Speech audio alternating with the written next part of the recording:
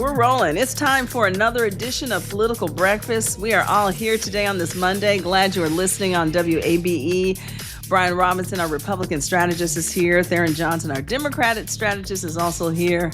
And our producer, Lily Oppenheimer. How was your weekend, everyone?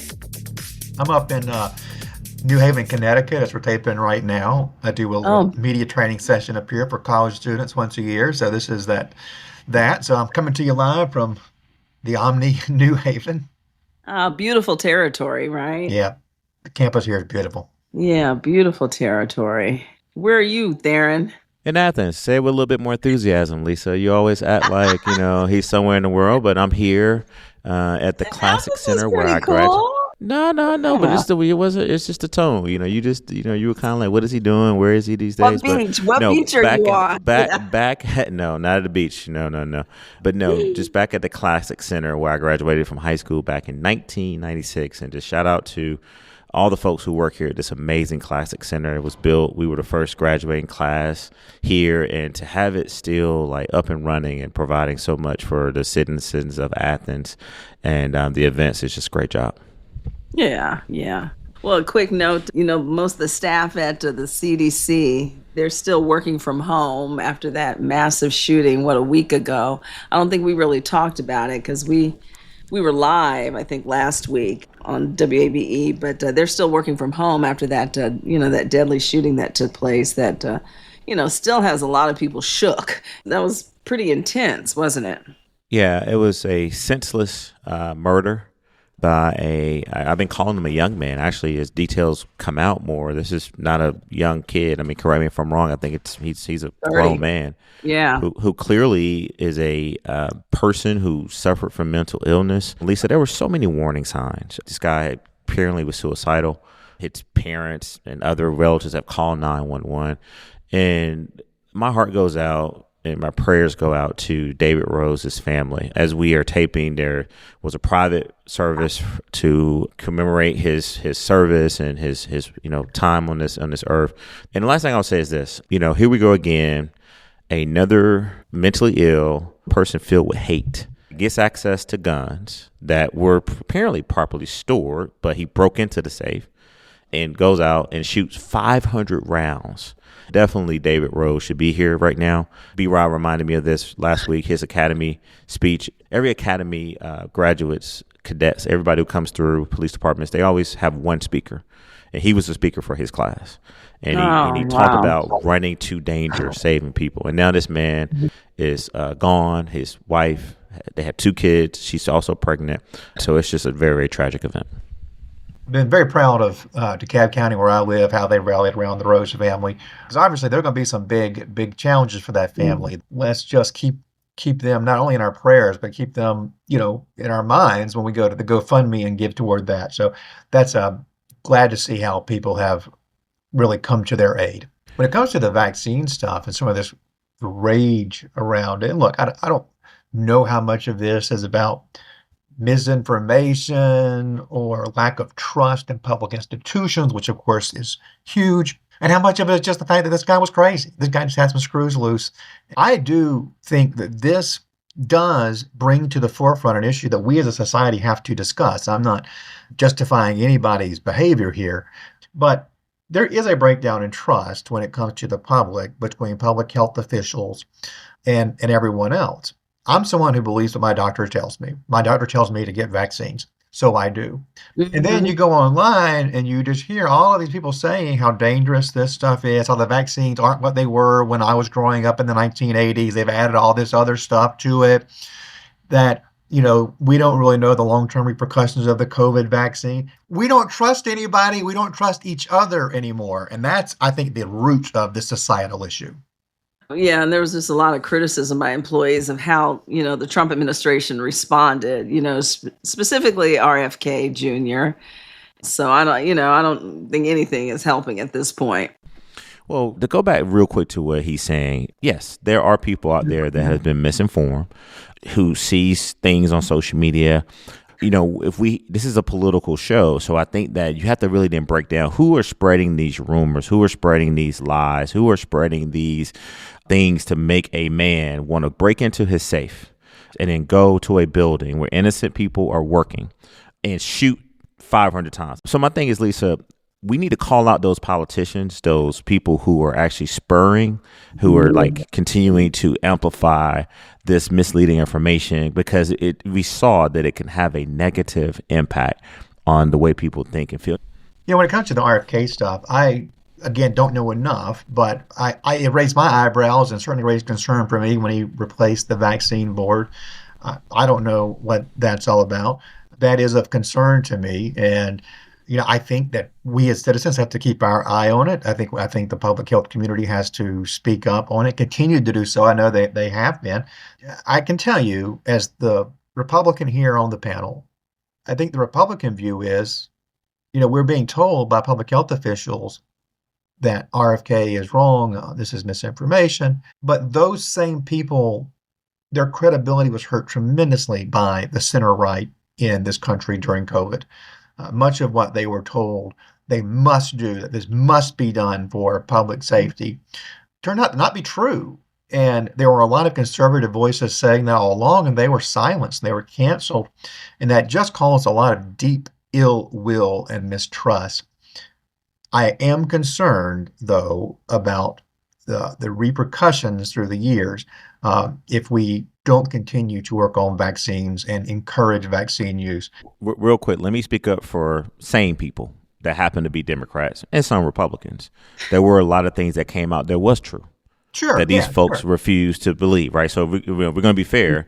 The bottom line is that this was a deadly pandemic. You know what they called it? They call it a novel virus. That means that it's never been done before, right? So a lot of folks had to really figure out, like, okay, how do we deal with a deadly pandemic that a lot of people in charge at that time, i.e. Donald Trump, refused to engage early enough to make sure that people could understand the science and could understand some of the preventive measures we could have took as a country. So I hear you on the Republicans, what they think. I'm telling you, as sane people, Democrats, Republicans, Independents, they do think that there were a lot of lives that were saved because we did follow the science and we did listen to those experts. But at the same time, CDC came out and did a moratorium on evictions. Now, what in the world gives them the authority to do that? That is well beyond what they are statutorily or constitutionally allowed to do. Where were they when we discovered that kids weren't super spreaders, when public schools continued to stay closed for so long? There became this shut it down mantra that became scripture. Like anybody who spoke out was going to be canceled.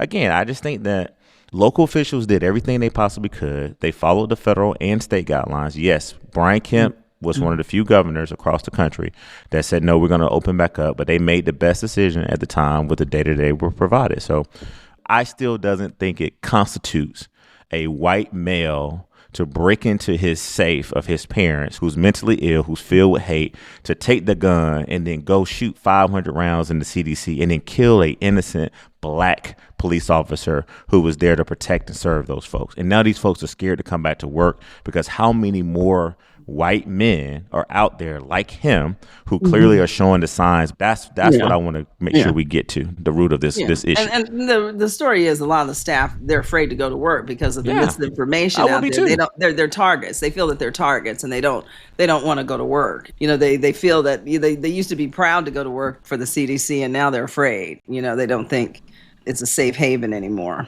On to other news, a lot of other political news happening out there. A lot of candidates are announcing, and one in particular, Blake Tillery.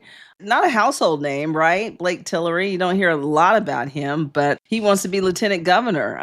Brian, I'll start with you. What do you think the chances of Blake Tillery becoming lieutenant governor? He's entering a crowded field, right? So it takes a lot of courage to do that, right? Indeed, we're seeing the state Senate empty out, essentially running for other offices. Blake Tillery is the Appropriations Committee chair. So if you take all the legislators, we have 230 something. He's one of the top 10 most powerful that we have because the Appropriations Committee chairs have such authority over state spending. So at least in the capital area, he's well known. But here's the thing. There is nobody running for office right now who's got universal name ID in Georgia other than Brian Raffensperger, right? Who's not even declared for a race yet. So these state senators and state representatives, Representative David Clark from Gwinnett County is also announcing last week that he's going to run for lieutenant governor. He's the only one who's not a current state senator who's running. But Blake Tillery had a fly around the state last Monday. He went to Savannah and Augusta, Macon, Albany, Columbus, and Atlanta. And I just kept getting served up all this social media. He just had big crowds there, every one of those stops. And that's really hard to do for a down ballot race. Heck, it's hard to do for a governor's race. I did a couple of those with Governor Deal. And Really? scaring up a crowd at these airport stops was always really hard. So he may have some really strong grassroots support that is out there so that the activists know who he is and are behind him. He is running on eliminating the income tax. Of course, this is going to be coming out on the same week where the state Senate's doing a big hearing on eliminating the income tax. So I think one other issue that he's working on is debanking. And this is sort of a niche issue that he fought last session, and now Donald Trump has come out about the same issue. That is very fortuitous for Blake Tillery because he's trying to stop banks from debanking people whose politics they don't like. Because, Trump got debanked in the wake of some of his convictions. Some gun manufacturers, including Daniel Defense in Southeast Georgia, have been debanked. Not an issue that's a kitchen table issue so much that the average Georgian is talking about, but one that sort of the MAGA activists, your strong conservative Second Amendment types, this is going to be a big issue for them. So it's a good niche issue for Blake to run on. Well, listen, I've worked with Senator Tillery, and B-Rob did a great job of explaining him. I'm going to take it a little deeper, and I'm actually going to help Blake here because I'm going to talk about some of the other things that he's running on. But before I tell you what he's running on, let's just tell you about the guy. Blake Tillery is the appropriations chair. So if you're going to get anything funded in the state Senate, you got to go through this guy, right? And over the years, he had developed a reputation for just being, a no-nonsense guy. But what I've learned in actually lobbying him is that you know where he stands. So if he's against you, he's against you. And he's going to do everything he can to win for his issue. But if he's for you, you can take the word to the bank that he's actually going to do it. And this just past session, we were working on a couple of bills, one of which he was opposed. Dropped the bill. I went to him. I said, "Hey, man, what's up with this bill?" And he was like, "Look, this is what my constituency want." There was another situation where he was supporting another bill. We worked that out. Kind of understood where he was coming from. So I think what he's doing, Lisa, is that he also has a lot of money. B-Rock, correct me if I'm wrong, but he has a lot of money that's been in his account. But he's running on cutting taxes. I think 800 to 100,000.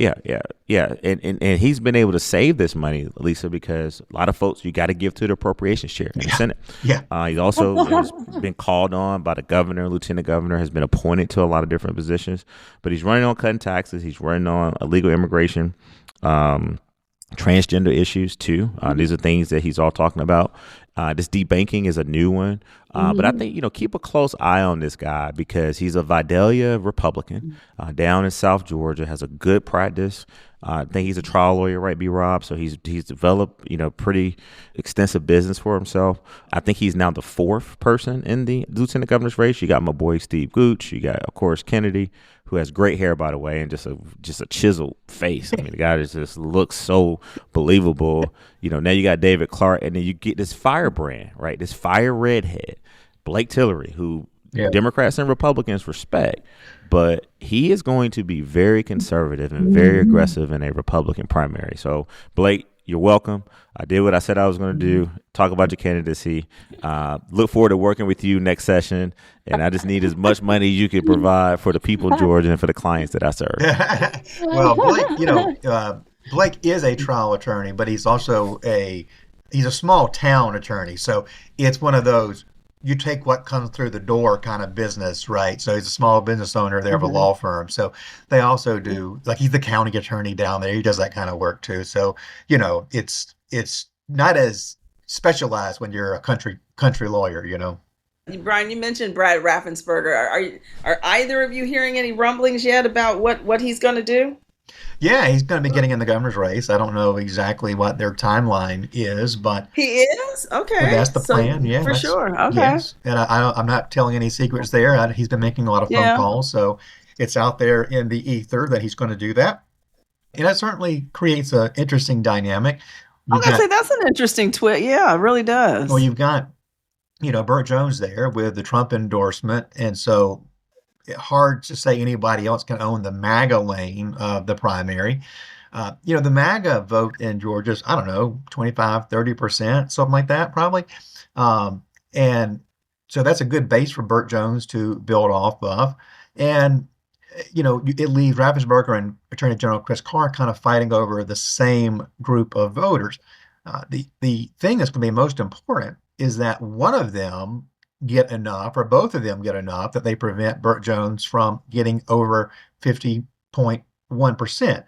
Because, if if this is kind of a disaster for them, if Burt's able to do that. So sort of the strategy there is one of them would be able to keep Burt below 50, and that makes the runoff a one-on-one competition that gives anybody a chance. Who knows what's going to happen in a runoff? Lisa, let's just pause for seriously 3 seconds. Yeah. And look at what's happening in Georgia. Let's run this down for our listeners. We have Michael Thurman, Keisha Lance Bottoms, Jason Estevez, Derek Jackson, Olu Brown, 5 people running for governor on the Democratic side. And that list will grow. It will probably be 6, maybe even 7 folks. Now on the Republican side, you have Burt Jones, Chris Carr, and now soon to be Brad Raffensperger. And I think you'll probably have another person jump in that race too. So let's just say you'll have 4 to 5 folks in the governor's race on the Republican side. On the lieutenant governor side, as we just talked about, you're going to have at least 5 to 6. And many of these folks are state senators. This is something is in the water in Georgia because ambition is just paramount. Everyone is aspiring to go for higher office. But let's come back to Brad Raffensperger.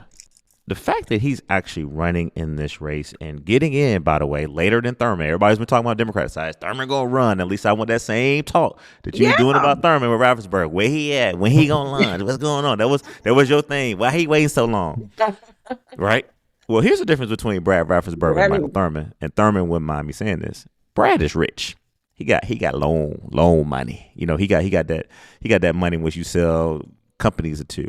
So he can afford to wait a little long to get in.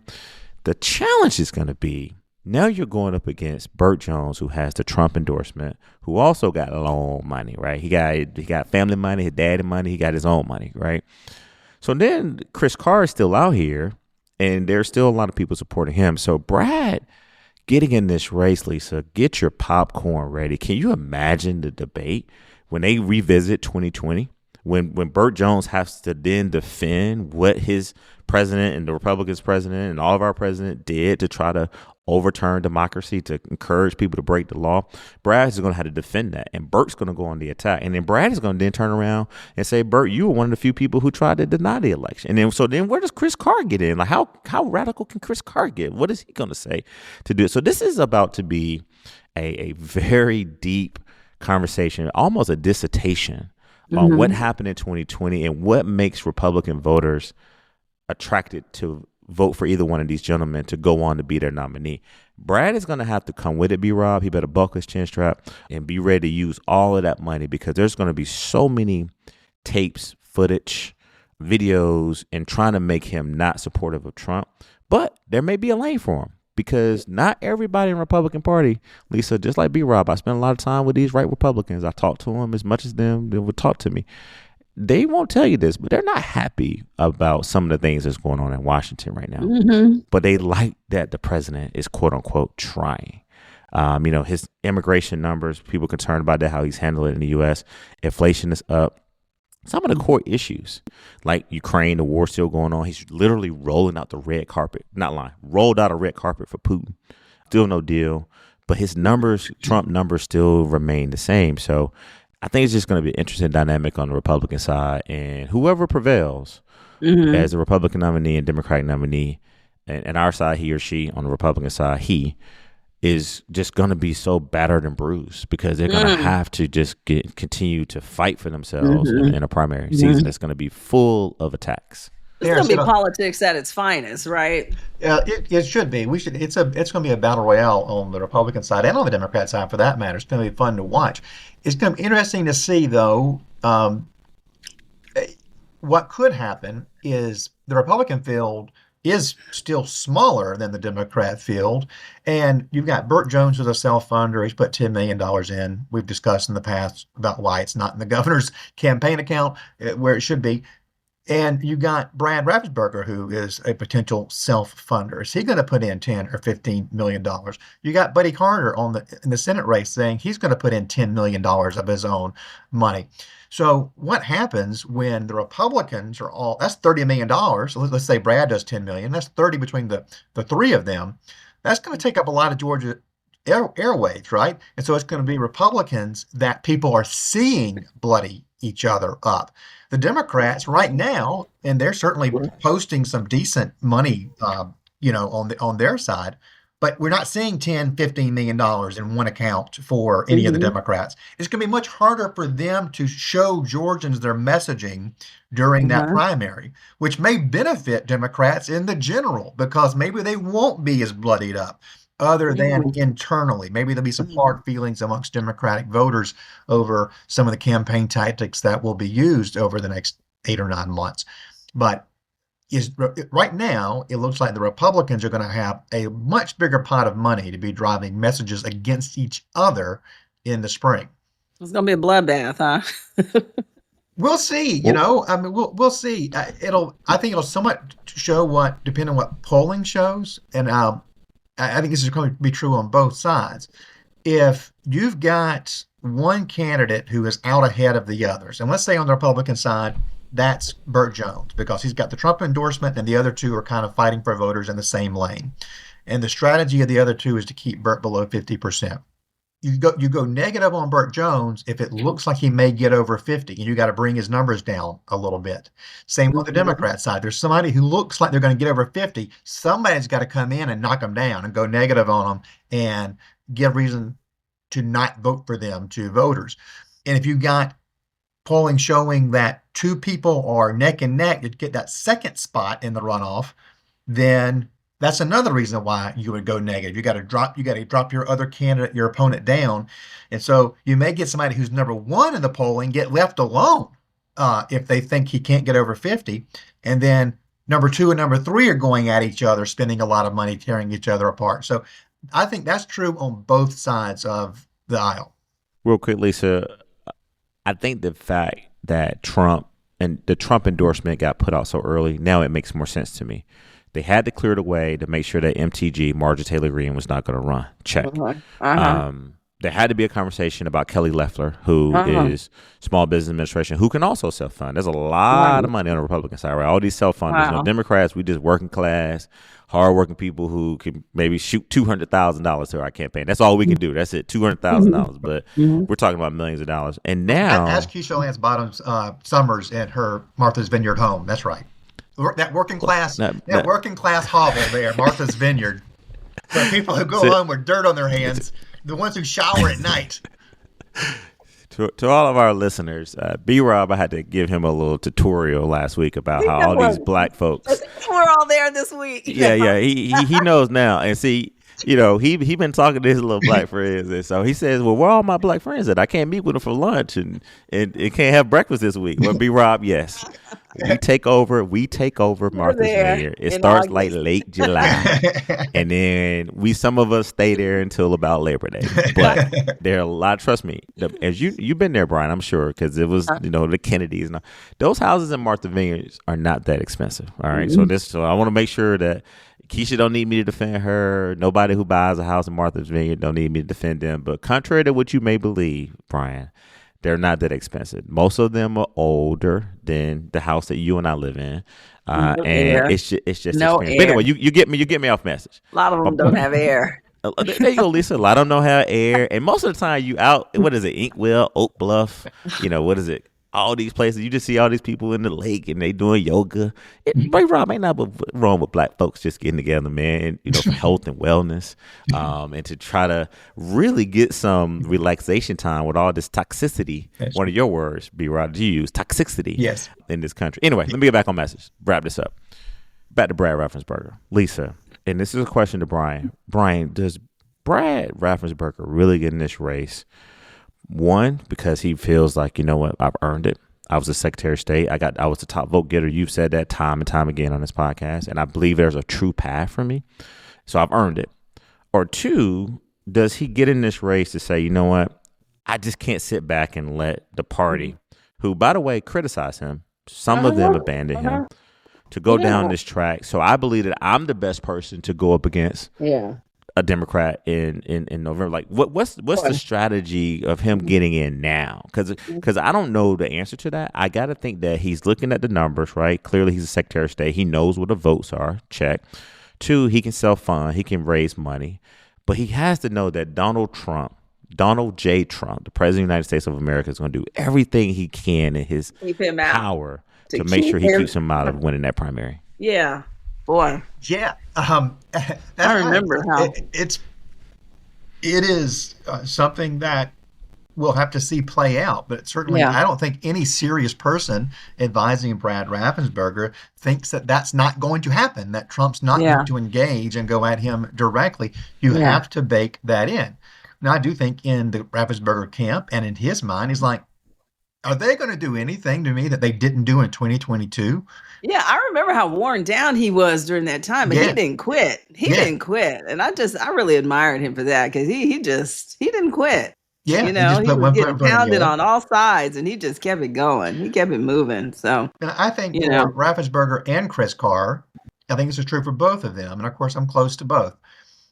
There was tremendous pressure on both of them to run for U.S. Senate, to be like, hey, just let Burt get into the governor's race and skate through without a fight. Trump will endorse him. We'll be good. You guys will be great senators. Either one of you run for Senate. You know, I think a lot of our statesmen today in Georgia and across the country just have less interest than they did in the past in running for U.S. Senate, because they don't want to have to serve in the U.S. Senate. It is not as appealing a place as it used to be. They don't pass many bills anymore. It is a toxic atmosphere. Again, Tharon's right. I do like to use that word. And, you know, we're seeing in real world situations, people who would be obvious candidates for U.S. Senate taking a pass on it. People like Tom Tillis of North Carolina resigning when they still got years ahead of him where he could serve, because he just doesn't want to deal with it anymore. I think that that's part of where we are now. So being governor of Georgia gets you out of that. You can still get things done. You're extremely powerful. You can make a huge difference in your state. So for these guys, that's a much more appealing post. I think it was certainly true for Burt Jones as well. I heard some Chris Carr people saying, well, why didn't Burt Jones run for the U.S. Senate? He loves President Trump. He can go up there and work for the Trump agenda for a couple of years, be on the Trump team. And Burt Jones wasn't interested in that either. So I think both of those guys, Carr and Raffensperger, see the governorship as being meaningful. And look, they both have good lives. They have happy marriages. They've got kids and families, and they've got a lot to do outside of politics. And I think the calculation for all of them is, I think I'd be a great governor. I think I can make the state better. It is a meaningful post. And look, I'm going to give it my all. I'm going to give Georgians my vision. I hope they'll vote for me. And if they don't, I'm going to go and have a good life in the private sector somewhere. So I think that's a good mindset for them to be in. And the fact that they're not running for Senate shows that just having a political office isn't their end-all, be-all. Well, in the spirit of being in Athens right now, one last question or kind of comment I'll make is that what will Governor Brian Kemp do now? We know where he is in the U.S. Senate race. Does he throw his support behind Chris Carr? Does he throw his support behind Burt Jones or now Brad Raffensperger? And if it looks like Derek Dooley is either thriving or if he's not, working out, I just don't think the governor is going to sit back and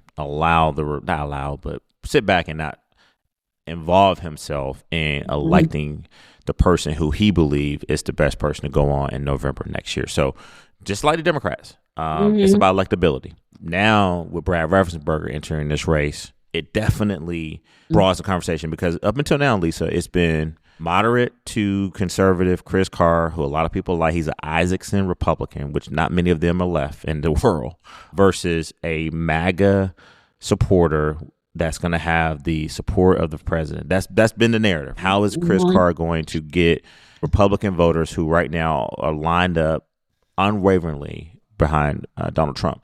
Brad Raffensperger now adds on to that narrative because he's not someone who is going to get the support of the president or his followers, but is he someone that can find a lane, and maybe it's a middle lane, maybe it's a far right lane. How does he convince people to vote for him and why he's better than the other two gentlemen? So this is about to be a very, very Kemp different. Can support that, yeah. Yeah, and Kemp, if you're thinking about it, Kemp knows everything. Kemp knows that Brad is coming. Yeah. So how he engages, we'll have to see too. Yeah. Well, what Carr calls himself now is a Kemp Republican. Of course, political memories of the population move really quickly. So Isaacson, as influential and as much of a Georgia giant as he was, has really passed from much of public consciousness. And so what you hear Carr saying today is he's a Kemp Republican, which is a brand that is very popular and well known. We will see what Kemp will do eventually. He's obviously going to endorse Derek Dooley. The Kemp people feel like the Kemp endorsement in Georgia is as meaningful as the Trump endorsement. I don't know if that's true, but they certainly seem to believe it. And you got to give them some credibility because they've been proven right time and time again with their political calculations. But I want to repeat something I've said on the show in recent weeks, because the question in Republican politics right now is, can anybody beat a lieutenant governor with a money advantage and a Trump endorsement? That is the question, right? Can he be kept right now? The question is, can he be kept below 50+1?